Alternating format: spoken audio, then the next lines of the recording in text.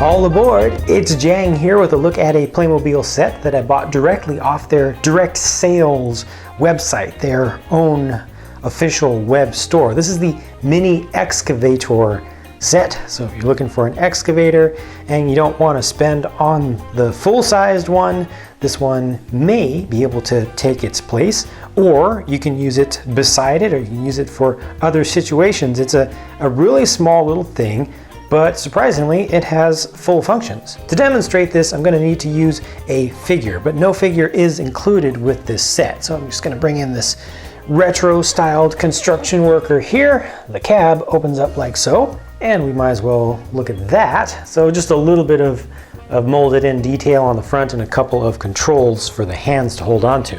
So there we go, got the hands right on there. Close this down. So by default, almost everything is locked where you're not able to make things move. And that's very similar to real pieces of heavy equipment where they have a safety switch that you have to operate manually to kind of unlock the hydraulic system. So this kind of works like that, but here it's just to keep everything nice and neat for storage or for transport. So this is not going to turn, nothing's going to go on up here, but you can move the dozer blade in the front down. That's going to unlock the rotation of the entire cab.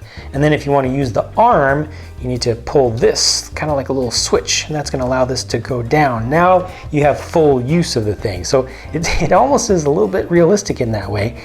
They do have an extra linkage in here. It goes from this point to this point. So the inner point here and the outer point here are connected by that black linkage, which causes the bucket to move. It actually rotates relative to this forward arm. So you only have to touch one thing and you're able to get two things to happen. As a matter of fact, if you get good at it, you can touch just one thing and get three things to work. So you can work the upper arm, you can work the lower arm or the forward arm, and you can operate the bucket all at the same time. So if you get proficient with that, you can really scoop up some stuff just using two fingers. So that is pretty nice. You can rotate the thing around. You're not able to really pull the load up. You're not able to load it into a dump truck or anything like that. This is mostly for digging up. So you'd use this for digging trenches and such. And then, once you're done with your work, you just lock this. You can still rotate this around.